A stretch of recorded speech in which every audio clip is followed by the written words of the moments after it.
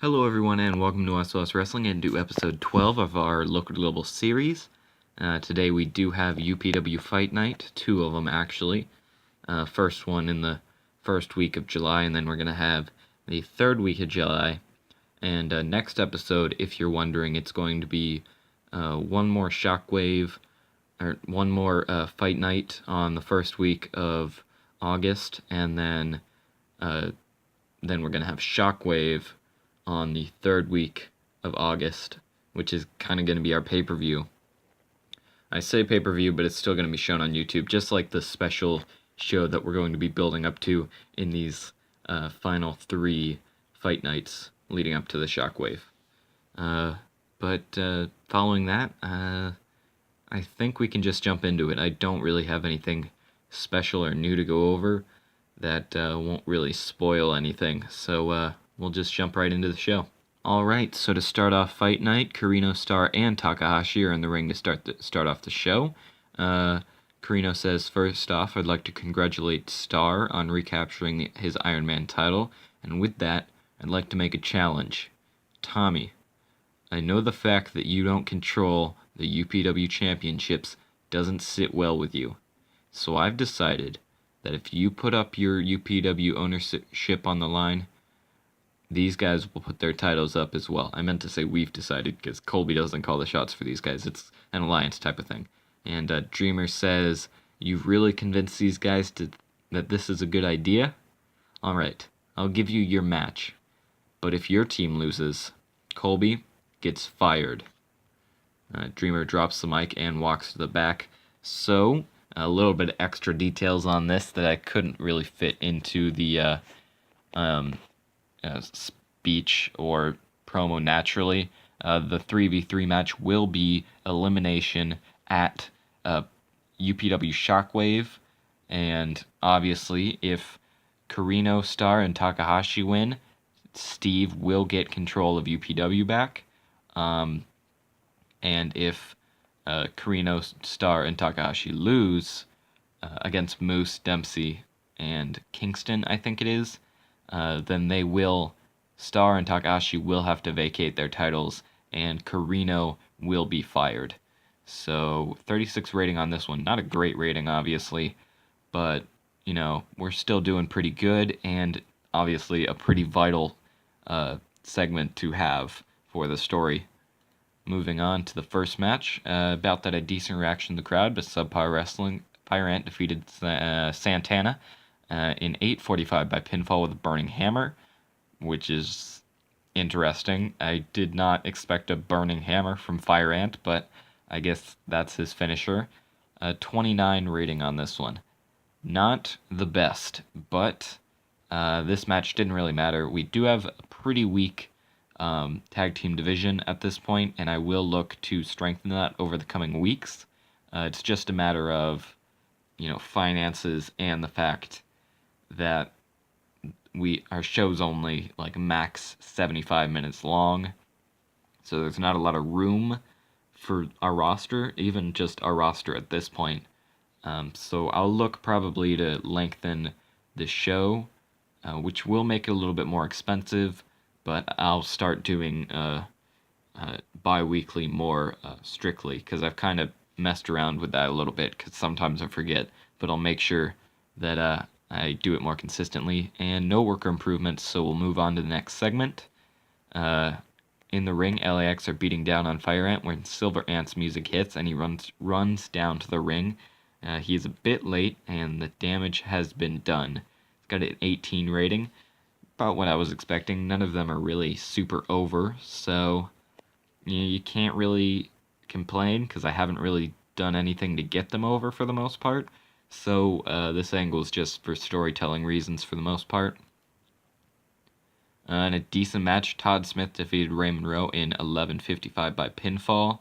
This got a 35 rating. Smith got a 41. Ray Monroe got a 33.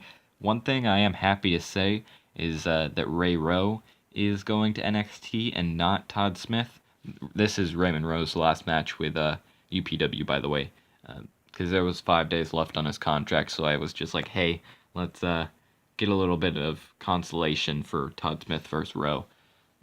instead of just him turning on his partner. And yeah, so I am glad that Rowe's the one leaving and not Smith, because Smith is actually going to turn into a really good singles competitor and maybe even tag team if we do put him with a new partner. Moving on to the next segment, which is with these two guys. After the match, Hansen shows no respect for his former tag team partner. That should be Todd Smith, so ignore that right there. But he grabs the mic so the crowd can hear what he has to say to Rowe. Smith says, Todd Smith is the man who teamed with you. Todd Smith is the man who won those tag team titles with you. Todd Smith is the man who lost those tag team titles with you, but Todd Smith is dead. Long live Hansen. And then preferably he throws the mic on the ground and kicks Rowe in the face and then walks back all cool super badass. 46 rating on this, and someone pointed out on the last video hey, why isn't Todd Smith called Hansen? And I gotta admit, it was really just that I forgot to change it at the beginning of the series, and they won the titles immediately, so it'd be kind of weird to change his name while he had the titles for no reason, so it just kind of kept going. So yeah, but now he is going to go by Hansen, which obviously is an upgrade from Todd Smith. Makes it a little bit more intimidating. And a 50 for this match. Might want to start doing the main events for women's matches, because Jesus, Kairi Hojo defeats Virginia Blackwood in 9:40 by pinfall. And wow, Kairi Hojo was really good. 63, 24 by the can't talk today, or really any day. It's kind of a constant with me. But 24 by Blackwood, 63 by Hojo. That's really good. Hojo saved this women's division, because the women's division was always, the second best thing on our show up until Hojo came, and then it just skyrocketed up the ladder to, best thing we've got. And actually, the men are keeping up. Moose defeated Hiromu Takahashi in 14:50 by pinfall. Tommy Dreamer did good work at ringside, which is good to see. Takahashi got a 57. Moose got a 50. He's actually improved since we've, had him debut. So it's good to see that we'll probably be able to use Moose even after the Dreamer storyline ends, whenever that may be. Honestly, don't know if I'm going to end it at Shockwave. I was leaning towards that, but then I was like, maybe this would be a good thing to drag all the way to Night of Champions. So I don't know when I'm going to end it. I don't know what's going to happen. So we'll just have to figure this out together, I guess. But this is the main event. Moving on to kind of the celebration. Okay, Moose debuted a new spot that showcased his athletic ability, assuming it's some kind of high spot, because that's just kind of one of the things Moose does best as big man. And Team Dreamers celebrate post-match. Obviously, Moose, Bull, and Kingston. Bull James, not Bull Dempsey. I don't know what I was saying earlier. And 62 rating on this. Obviously, mainly based on Moose's menace. So that's a good thing to note. And a 49. So I think this is actually one of the higher ratings we've ever gotten, and a good way to just increase our popularity a little bit more. This show did go on, or this segment of the episode did go on a little longer than I thought it would, but that's okay. We will just go ahead and cut to the second fight night of the episode right here. Alright, so we start off this show with a poor match, unfortunately. Cody Hall defeating Sean Maluta in 9:30 by pinfall with a handful of tights. Sean Maluta was just on a higher local deal, one-night deal. But 30 rating, that's not too bad, so I might think about bringing him in, because he's not too expensive. Maybe a little bit more expensive than probably should be with a 30 rating, but Cody Hall did get a 33. So, good for Cody, I guess. I mean, I really don't have anything for him at this point. Probably going to have more for him after Shockwave, because right now it's just kind of me building up to, Shockwave, obviously, which will be in the next episode. And, in a decent match, Dalton Castle defeated Alex Colon in 12:06 by pinfall. Castle got a 45 per usual, and Colon got a 34 for a 31 rating. Not too bad. Pretty good, actually. And, Dalton Castle, probably one of the more underrated people on the roster at this point in terms of where they are on the card, because I don't know what I want to do with him yet. Similar to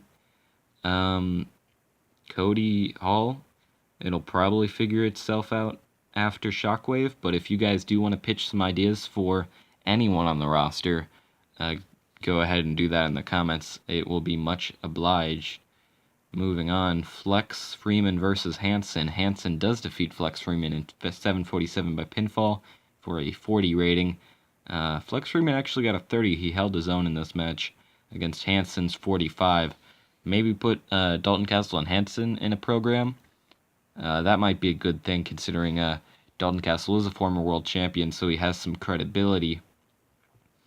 First one or not the first, Drew Gulak was our first, so one of the first heavyweight champions, but we'll see what happens. And decent match, Colby Carino and David Starr defeated Bull James and Moose in 15:45 when David Starr defeated Bull James by pinfall with a quick cradle. In terms of in-ring work, Moose was head and shoulders above everyone else with a 52, so we'll have to keep an eye on Moose going forward, because he's up 2 from the last time. And 41 rating. David Starr got a 40. Carino only got a 26 because he was really off his game, unfortunately. But it's not too bad. I mean, David Starr kind of carried him, and Moose kind of carried Bull James. So it pretty much worked out with that. That is not our main event, though. But in a decent match, Kairi Hoja defeated Penelope Ford in 12:26 by pinfall. Hoja makes defense number 1 of her UPW Women's title. Hoja got a 58, Penelope Ford got a 24. Was expecting more from Penelope Ford, but at least she is improving in technical. 46 rating on this. Good main event. I did say last time that I was probably going to do this because the women have been doing very well in recent events, especially Kairi Hojo. So moving on to the final segment of the night, which is while Hojo is celebrating, Kimberly's music hits. Lee rolls into the ring, already holding mic, and she says, "First off, Kairi, I want to say I only have the utmost respect for you and your accomplishments. But even though I respect you, I do not think you are better than me. In fact, I think I could beat you pretty easily. So I'm going to make you a challenge. You versus me at UPW Shockwave." And Hojo accepts Lee's challenge the only way she knows how, with a brawl. And this got a 61, probably boosting our overall rating by quite a bit. We'll see how we did. 46. So I think it was a 49 earlier, so a 49-46 on the fight nights is definitely good, and we'll see how our popularity is doing and all that stuff in a little bit. I'm going to cut to it because I don't want to set through the loading because it's kind of been a little bit sketchy. So I'll go ahead and cut to when we're checking out a few things before we end off the episode.